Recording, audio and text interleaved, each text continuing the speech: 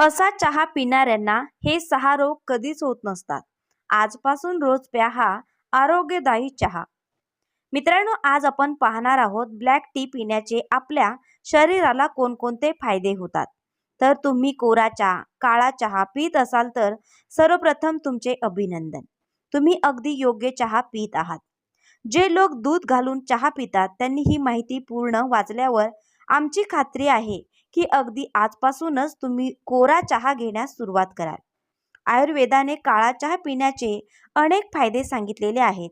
काळा चहा खरं तर अमृता समान असतो. जे लोक नियमितपणे काळा चहा पितात त्यांना सर्वप्रथम मोठा फायदा असा होतो की त्यांचा मेंदू कार्यरत शार्प राहतो. कोरा चहा प्यायल्याने आपल्या मेंदूला चांगल्या प्रकारे रक्तपुरवठा होतो.